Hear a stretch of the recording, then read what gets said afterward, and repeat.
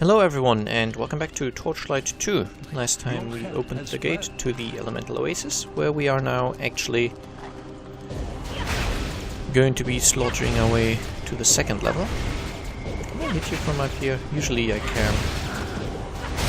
Yes.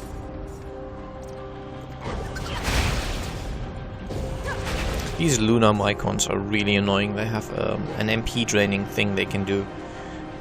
They also summon more allies, but the MP draining is really the major annoyance.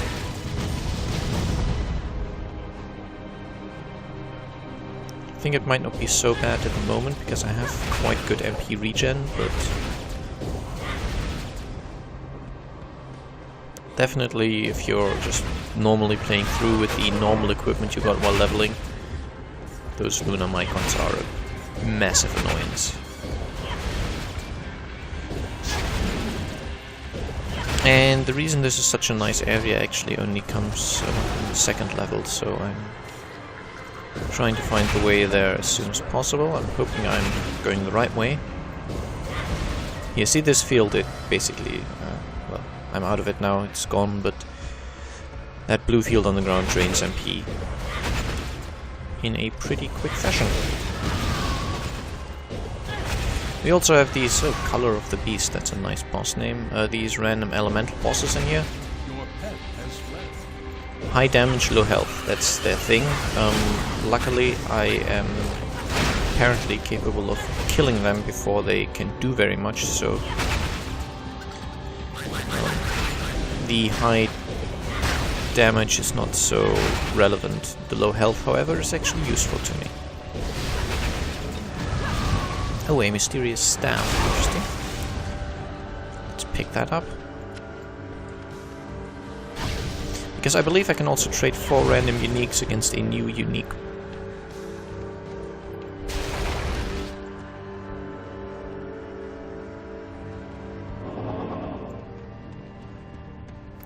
Okay. And this is the fun level, so yeah. You can see it's very much elemental themed, and we get a very nice enchanter at the end of it, but I guess you'll see that. So here we have 4 teleporters. Let's just start with a random one, it doesn't matter. And we get a sort of themed area, or rather we get an area which has a specific elemental, in this case lightning.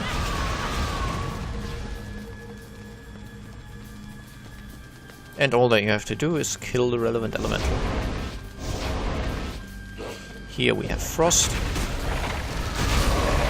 As you can see, it's somewhat themed. I'm frozen. Nah, just go through the teleporter, you silly person. This would appear to be fire.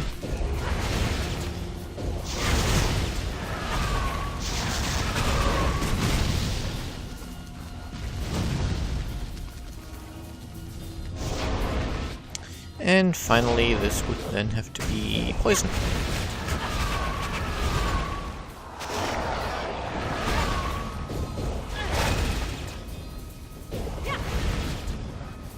Good. Having done all these, you go to a central area where you find Garbad the Enchanter. I'll just take something.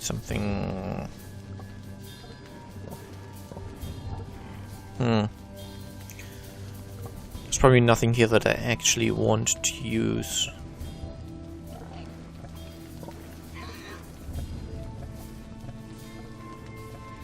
I'm just trying to find a reasonable set that maybe I want to actually use for something.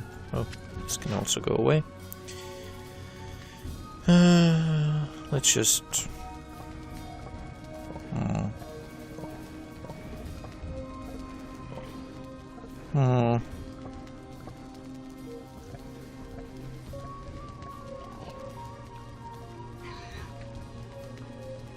Now let's just take the Battle Mantle. And he will always add powerful enchantments, basically. So when an enchanter adds an enchantment, depending on the enchanter, there's always a chance, and as I said, the chance depends on the enchanter, that instead of being a normal powered enchantment, it's actually a powerful one. And powerful enchantments always have a stronger effect, basically. So in this case, dodge chance at a weak level or a standard dodge enchantment would maybe give 2% dodge chance, and it's now 4%. Also reduces ice damage taken, that's complete junk. Incidentally, the reason enchanting is so expensive is because what you do is you enchant, and then you look, do I want these enchantments? And almost all the time the answer is no, I don't want those. So you disenchant, and you enchant again. And you would do this over and over and over and over again until you have the enchantments you're actually looking for. And that is really expensive. To farm all the money that I needed, essentially while farming those skulls, as I said, I needed a bunch of skulls of Limoani. And you do not want to increase your magic find to get those. I don't believe magic find affects them.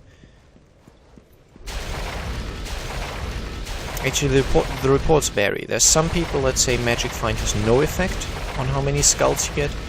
And then there's the other, even more disturbing faction that believes that it decreases the odds, because it increases the odds of getting sort of actual magic items, which skulls don't count as magic items. So you increase your chance of getting, say, a unique weapon, but you decrease the chance of getting a skull. So yeah, magic find not a good idea. Instead of magic find, I basically equipped all the stuff I had that gave additional gold. And it took a fairly long time to get all the skulls I needed. I mean, firstly there were the Limoanis, then some missile reflect ones that I needed. Then there were skulls of Richelieu, something. I don't know how they intend you to pronounce that name. I think we're done here though. I will teleport again to, you know, make it go a little faster. But yeah, basically you need tons of these skulls, so I spent a lot of time hunting chests. And I had something like 300-400 bonus gold. A lot, basically.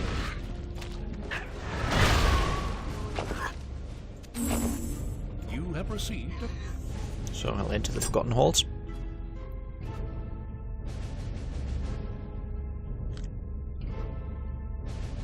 And with those amounts of gold find, I was somewhat able to finance my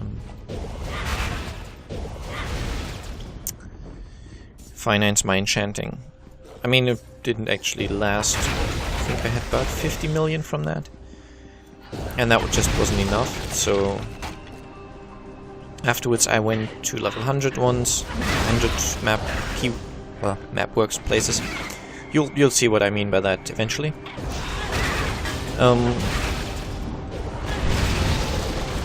And I only went for ones that had inherent bonus gold. Gee, I don't even remember if you can get bonus gold. I know you can get bonus magic find on your Mapworks dungeons, so definitely also something I was looking for. But yeah, essentially I just kept farming for money.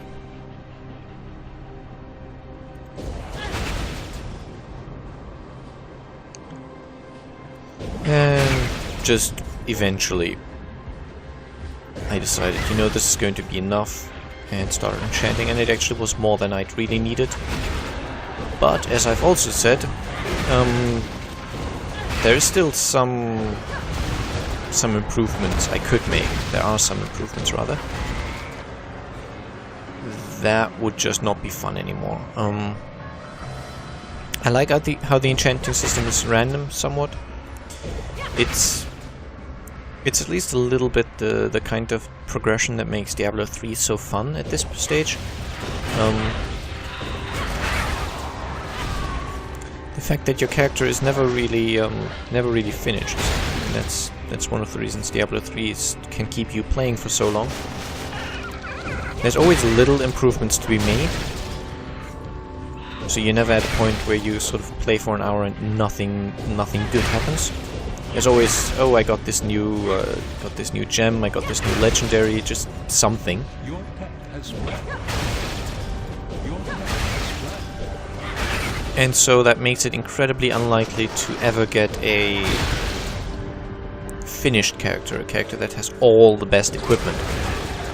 It's always going to be, you know, fairly good, but I could actually get more. These guys, by the way, these are the champions that are really dangerous. They've got a lightning-based charge attack, I believe, which does tons of damage. Okay.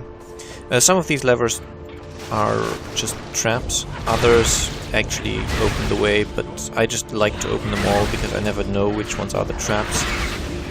And yeah, just doesn't really matter. I mean, the traps just give you some bonus enemies which really aren't that dangerous. I do like my crit rate on this character. Essentially, I had the choice when socketing my weapon. I could have either gone for critical hit damage or critical hit rate, and I just went for crit rate, thinking that I was going to get crit damage somewhere else, but it actually didn't end up happening, because at that point I basically thought I was going to run with 2 weapons. So it was going to be, you know, 1 weapon crit rate, 1 weapon crit damage.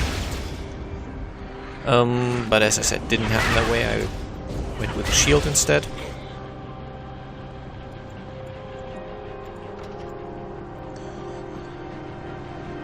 So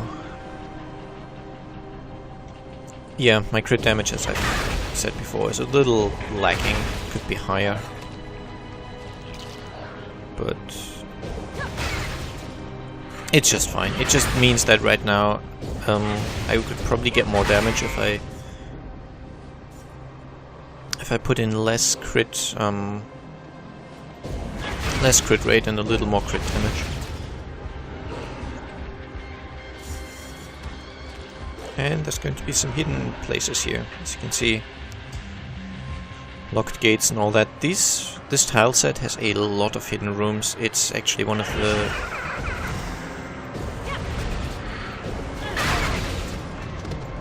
the places that are fairly nice to farm for the chests. These, I'm just going to call them blue chests because they've got that blue light effect over them. And in my head I always call them blue chests, even though they're not actually blue, they just have that light effect. But yeah, if I say blue chest, that's what I mean. And so, secret room.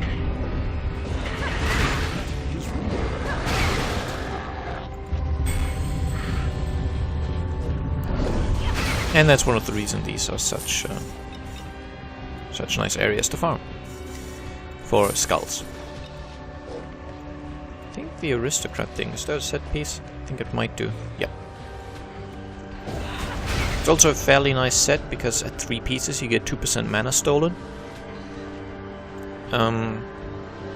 For builds that actually do require mana and don't have enough natural regeneration to basically get by. Incidentally, I never know how to get to this lever. It's sort of difficult to get to. I think there's some place you have to step on to activate it, but I really don't know. But yeah, the mana stolen, it seems low at sort of 2%, but considering the amount of damage you deal with your normal attacks, let's just check for a bit. 17,000, 18,000, 16, 3,000, so... And considering the amount of mana you have,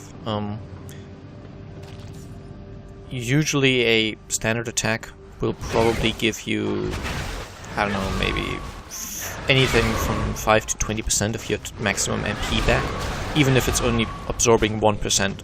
So if it's only 1% mana stolen, it will still almost fill you up completely in just 3 or 4 attacks. So these percentages are always low, just because of how the numbers relate to each other. So that sounds really, really useless, but it's actually quite good. Again, it does depend on the build you're running. For me, for example, I have such high MP and some additional regeneration, that's just enough. I can keep spamming my skills without worrying about my MP, and I also get the sort of free casting charge bar thing often enough. Then again, I can just keep using my skills over and over and essentially never run out of MP. I think since I equipped my final level stuff, even without having it fully enchanted, I have never been in a situation where I'd run out of MP. So...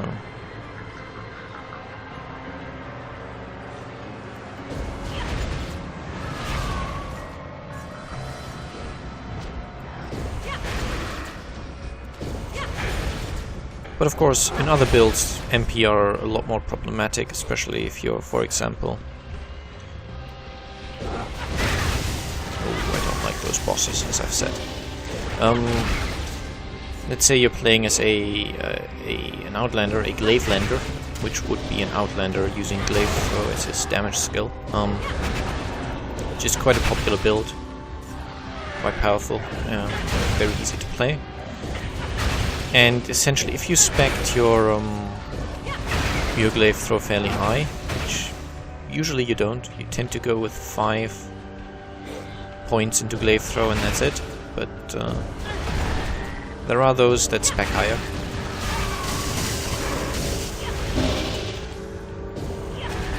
Then you will come across a point in the game where you just can't afford to spam the skill. It's just too expensive. You don't have the requisite MP regeneration. Eventually, if you have your very late game equipment, you will be fine, just because you will have so much just bonus to your MP and your MP regen from equipment. But you know, early game or mid game rather. I mean, early game you don't have the skill high enough, but mid game you will have the skill a spec to 10, 15, somewhere in between that. Making it expensive, but you don't actually have all your end game stuff that actually gives you the requisite MP to spam that skill at that level.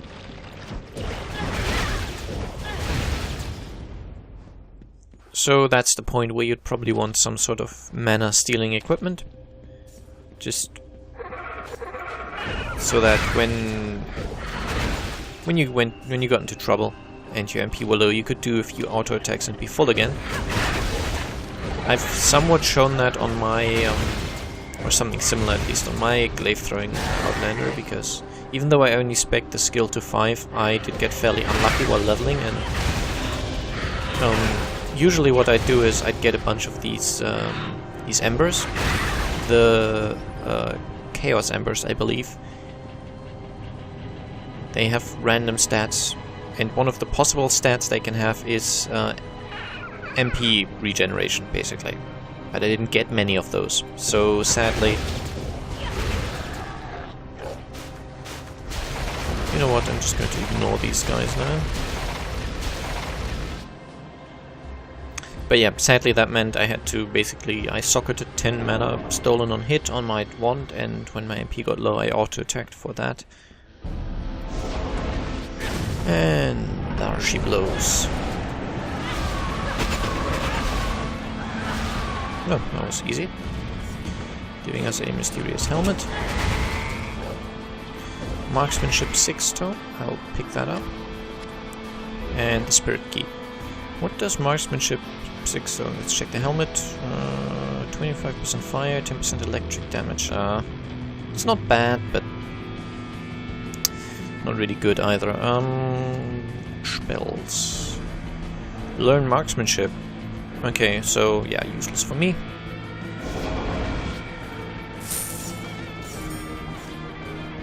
An Unapom skull. What does that one do? Health recovery and may make the enemy flee. So pretty much junk, goblin crown, and portal to surface. We needed the goblin crown for the main quest and the spirit key for a side quest, and so I'll go for the side quest first, of course.